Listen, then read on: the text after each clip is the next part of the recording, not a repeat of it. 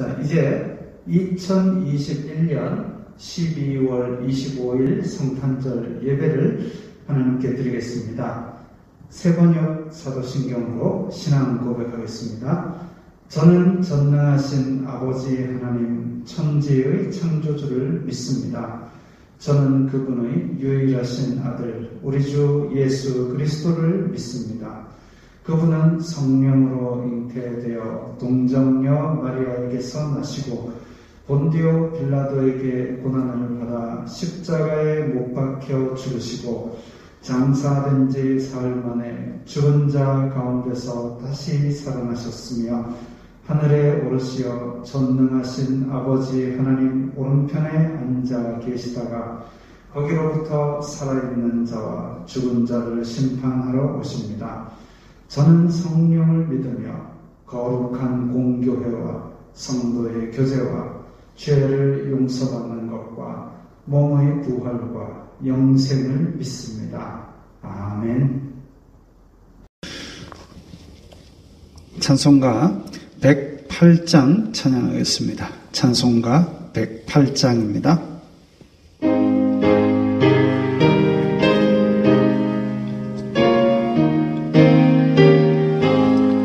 그 어린 주 예수 널 자리 없어 그 귀하신 몸이 고요에 있네.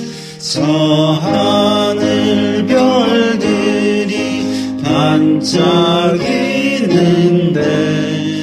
그 어린 주 예수 볼 위에 사네. 저 육축 소리에 아기잠 깨나 그 순하신 예수 오시지 않네.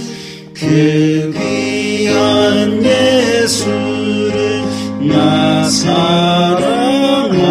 사랑하니 새날이 밝도록 함께 하소서. 주 예수 내 곁에 가까이 계셔 그 한없는 사랑을 베푸시고 온 세상 아기들 다 품어주사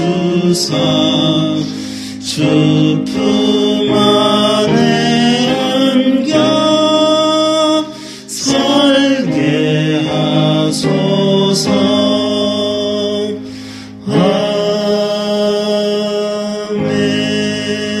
아멘. 이 시간에는 회개 기도를 다 함께 목소리 내어 드리겠습니다. 다 함께 회개 기도 드립니다. 거룩하신 아버지 하나님 감사합니다.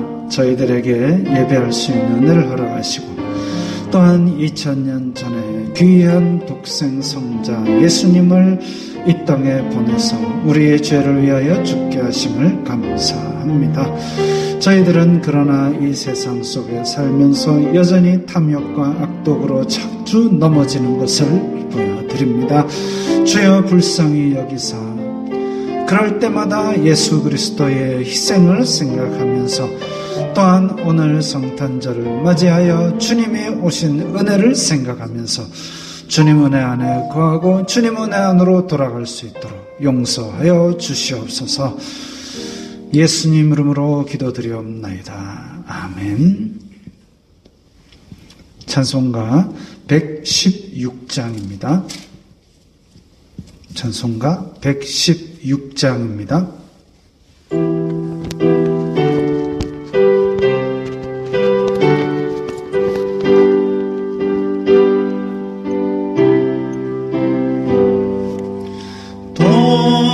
동방에서 박사들 귀한 예물 가지고 사랑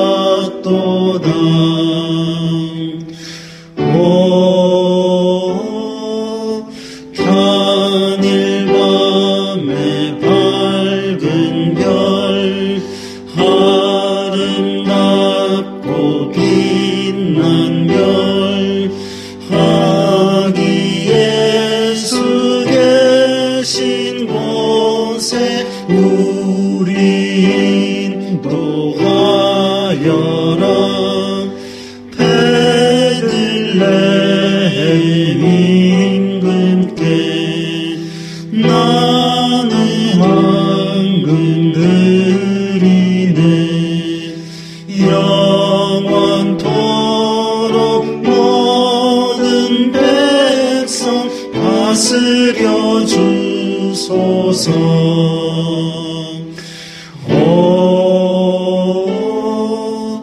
단일 밤의 밝은 별 아름답고 빛난 별 하늘에 수 계신 곳에 우리 인도하여라. 거룩하신 구주께 나는 유향 드리네 만국 백성 찬송 드려 만유주 섬기세.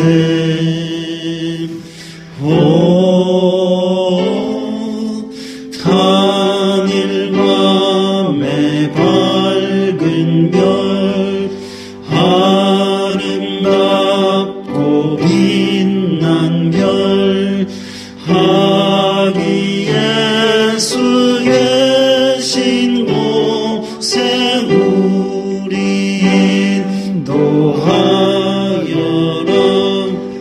주의 죽을 몸 위에 나는 몰약 드리네 세상 모든 죄인 위에 십자가 지셨네.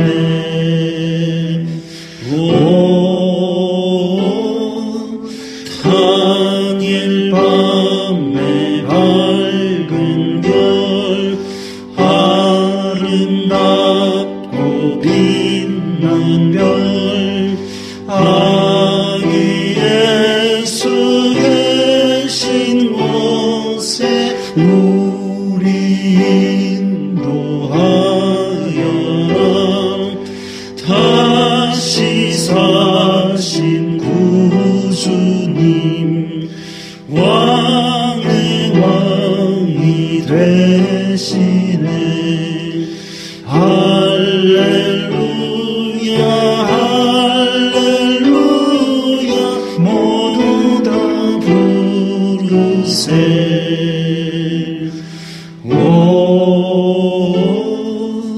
단일 밤의 밝은 별 아름답고 빛난 별 하기에 수 계신 곳에 우리 인도하여라.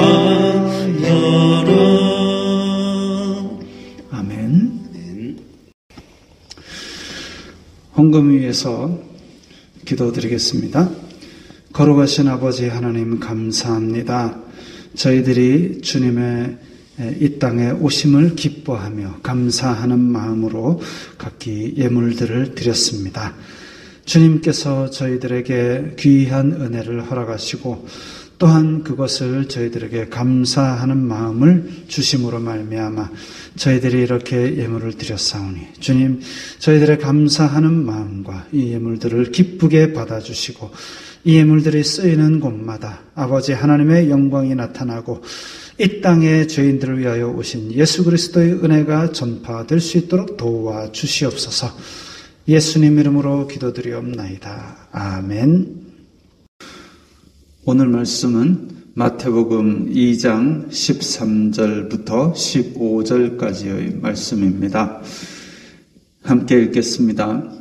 그들이 떠난 후에 주님의 사자가 요셉에게 현몽하여 이르되 헤롯이 아기를 찾아 죽이려 하니 일어나 아기와 그의 어머니를 데리고 애굽으로 피하여 내가 내게 이르기까지 거기 있으라 하시니 요셉이 일어나서 밤에 아기와 그의 어머니를 데리고 애굽으로 떠나가 헤롯이 죽기까지 거기 있었으니 이는 주님께서 선지자를 통하여 말씀하신 바 애굽으로부터 내 아들을 불렀다 함을 이루려 하심이라. 아멘.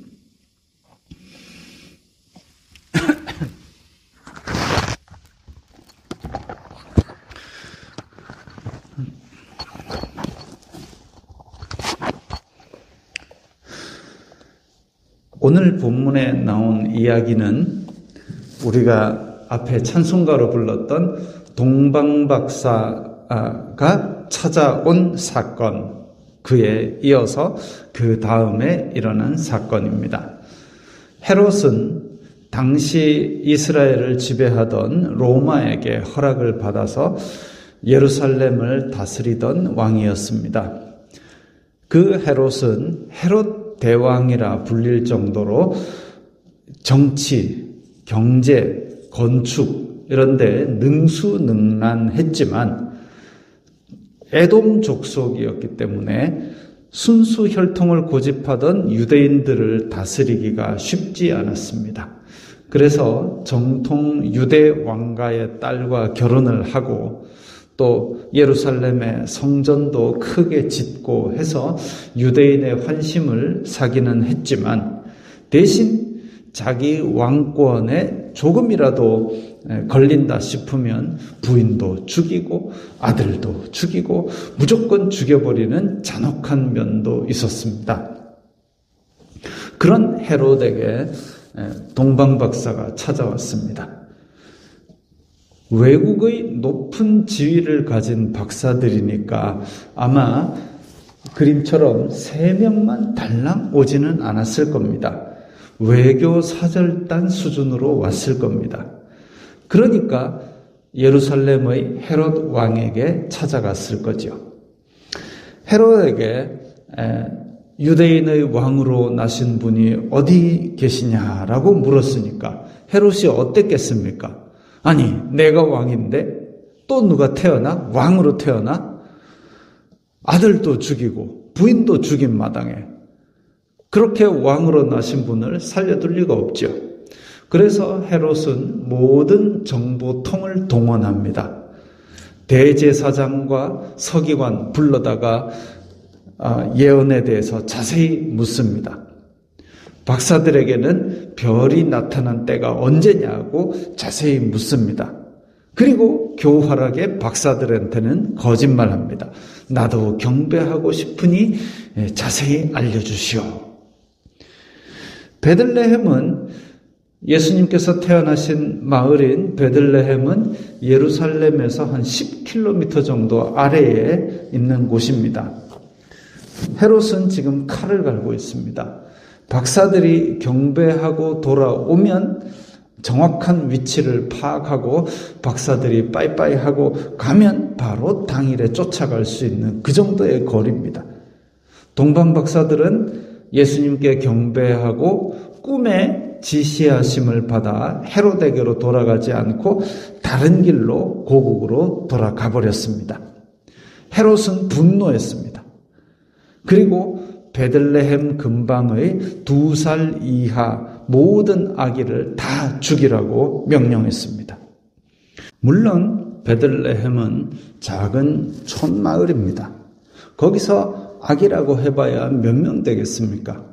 하지만 마른 하늘의 날벼락같이 아기를 잃고 지금 갑자기 슬픔을 당한 집은 세상 무너지는 끔찍한 일을 당한 겁니다.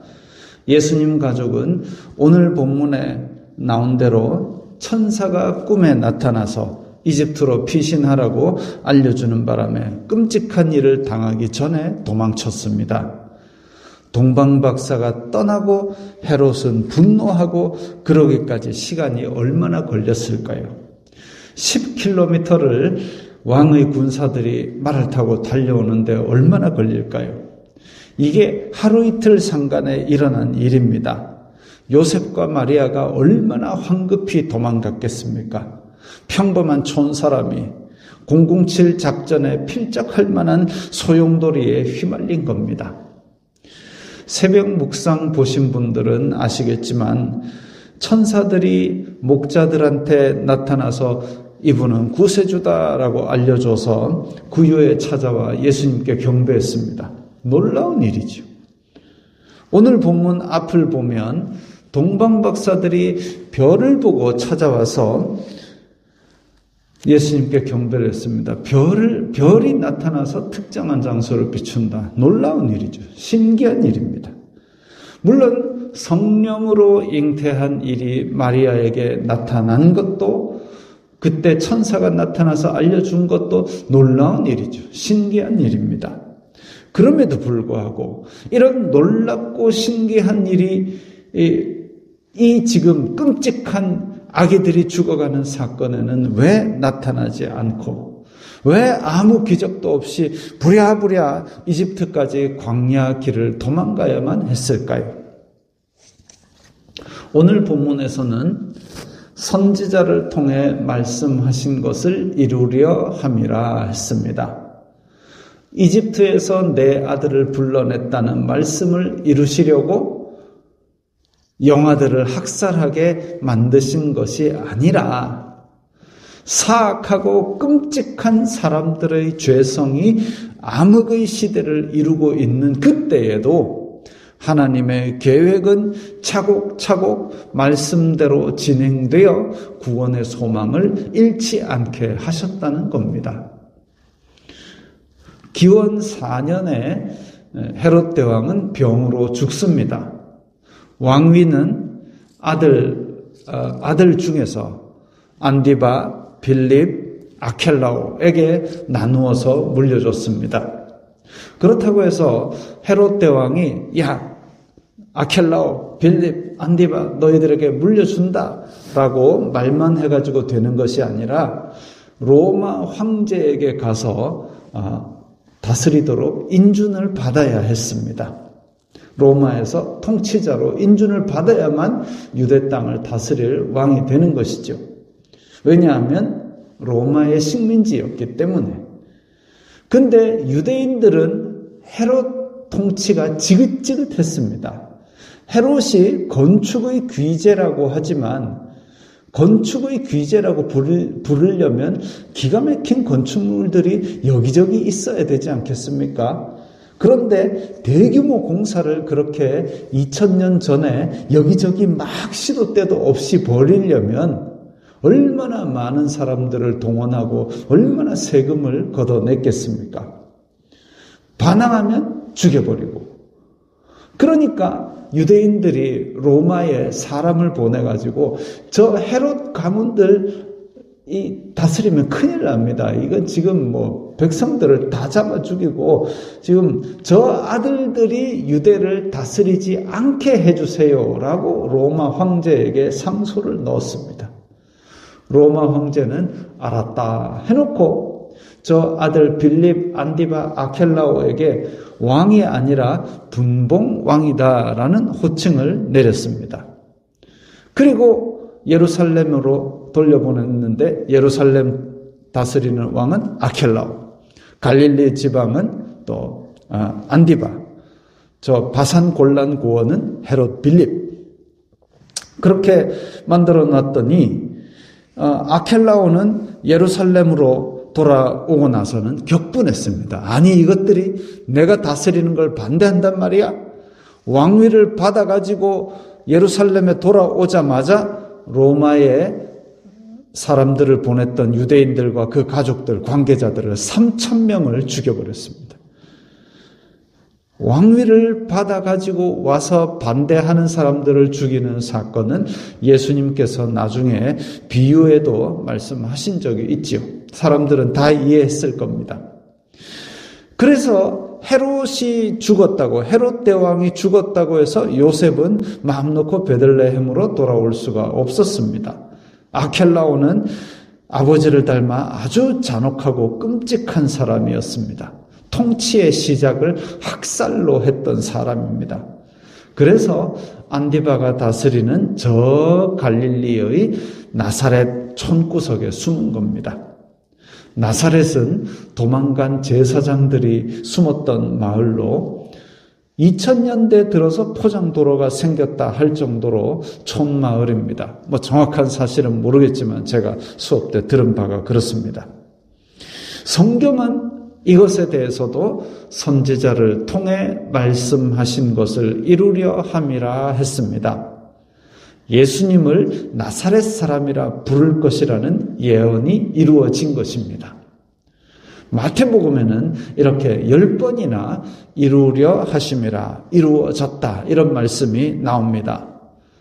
잔인한 악독과 권력에 대한 탐욕이 장악하고 있는 세상에서 입만 열면 거짓말을 쏟아내니까 무엇 하나 믿을 수 없는 세상에서, 코로나로 인해 불안한 세상에서 살아갈지라도 하나님의 계획은 말씀대로 차곡차곡 진행되고 있습니다.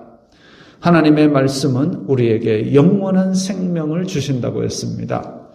이 세상에서 그 소망을 가지고 기뻐하라고 말씀하셨습니다. 예수님께서 오심을 기념하는 성탄절입니다. 눈으로 보이는 절망에 좌절하지 마시고 하나님의 계획은 차곡차곡 이루어지고 있다는 소망을 품고 끝까지 함께 잘 견디어 가시기 바랍니다. 찬송가 115장 찬양하겠습니다.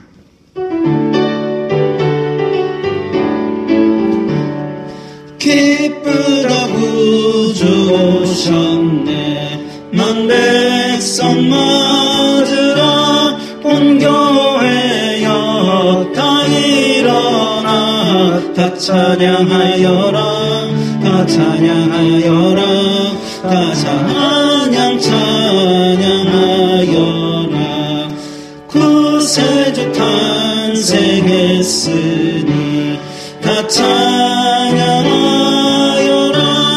이 세상에 만물들아 다 화답하여라 다 화답하여라 다 화답하여라 온 세상 죄를 사려 주 예수 오셨네 죄와 슬픔 몰아내고 다 구원하시네 다 구원하시네 다 구원하시네 은혜와 진리 되신 주 다 주관하시니 만국 백성 구주 앞에 다 경배하여라 다 경배하여라 다 경배하여라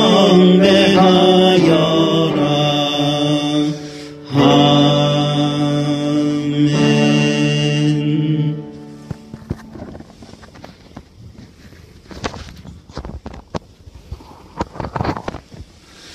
주 예수 그리스도의 은혜와 아버지 하나님의 사랑과 성령 하나님의 교통하심이 너희 무리와 함께 있을지어다. 아멘.